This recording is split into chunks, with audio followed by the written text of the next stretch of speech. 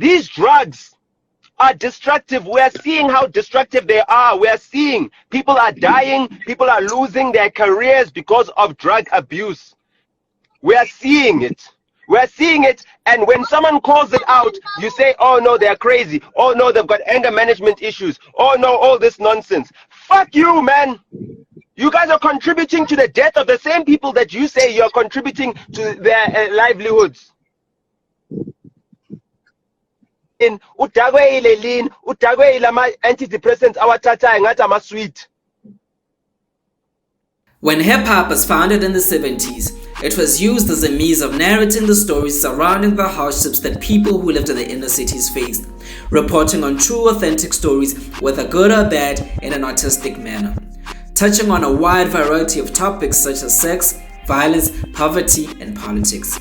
Then the 80s came, and drugs would permeate these inner city communities, having a huge impact on the lives of those living there, with those dealing in drugs making more money than they never would have imagined, resulting in criminalization and substance misuse that heavily affected the communities that created hip-hop, with the discussion of these problems eventually trickling down into the music. And it would only be a matter of time until record labels would be funded by drug proceeds.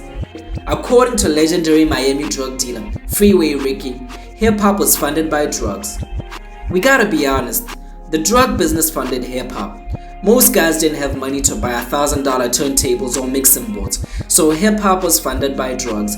Even if you look at the way the cycle moved from state to state, it was usually the states that had just got a hold of cocaine and were booming in the drug business. The game kind of gelled out of those areas, so when you look at it, it was vital. Nobody else was going to give a loan. Nobody was going to give a young Eazy-E a loan to go out and do records, rent a studio, or any of the stuff he had to do. Nobody was going to loan him that money to pay someone to introduce him to Jerry Heller. So he had to get his money by any means that he could. By any means necessary. This is particularly true, not just for Eazy-E and NWA, but also for other notable D-boys who became rappers, such as Jay-Z, 50 Cent, and Ghostface Killah. However, although drugs such as heroin and crack cocaine helped build the hip-hop industry in the 80s, it was weed that rappers fell in love with and promoted as their substance of choice in the 90s. With Dr. Dre's The Chronic and eventually his 2001 albums both serving as the soundtracks for most weed smokers. Then came the 2000s, with the surgence of ecstasy and lean rappers coming to the forefront. These rappers included Lil Wayne, Eminem, and Pimp C, who either rapped about popping pills or was seen holding a styrofoam cup with purple drink known as scissor or lean, a mixture of codeine syrup, Sprite, and other sweet substances. And finally, the 2010s. This era has seen the use of prescription pills, usually used for treating anxiety, sweep into the hip-hop industry, misused for recreational purposes, with the rapper Future inspiring a sad generation of rappers with his discography that would make any pharmacy feel jealous. This brings us back home. It's only in the last 5 years that we have seen an increase in rappers showcasing their use of drugs or glorifying them in their lyrics, something we are not accustomed to. And it's scary because unlike in the US, we already know the effects of these drugs, having had the opportunity to study them through the lens of the American hip-hop community and how devastating the effects can be, as such as in the case of rapper Juice WRLD. So what happens when a recreational hobby turns into an addiction in an era where addiction is the latest cool trend? It's not just in hip-hop though, the entertainment industry at large is affected by drugs. This is because most entertainers take some form of drug to keep up with the fast pace and pressures of the industry, as well as tap into a deeper level of creativity. As legendary Kwaito artist now turned past the Gabalo Bouga Luv Mabalani once said, when addressing his past addictions, it's not about the music business. People do drugs and abuse drugs because they're trying to deal with whatever issue. That happens across all industries. Though true, it is the entertainment industry that moves the world. Most trends are made popular by popular culture.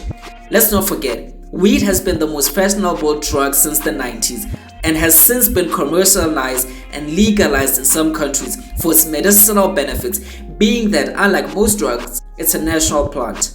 Therefore, the access to hard drugs was only for the rich, famous, and small circles.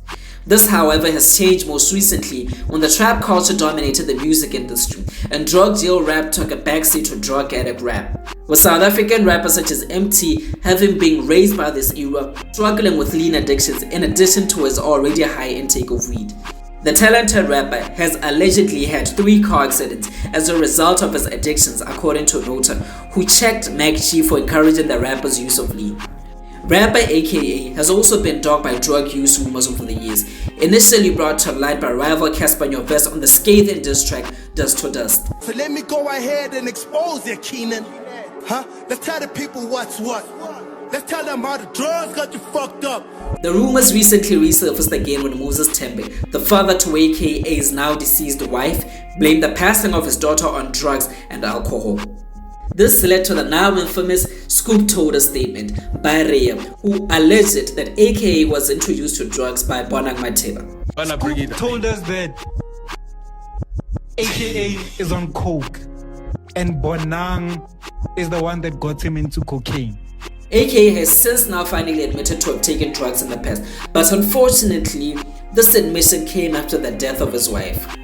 Let's not forget, the gospel singer Lundi was also facing a drug addiction prior to his passing.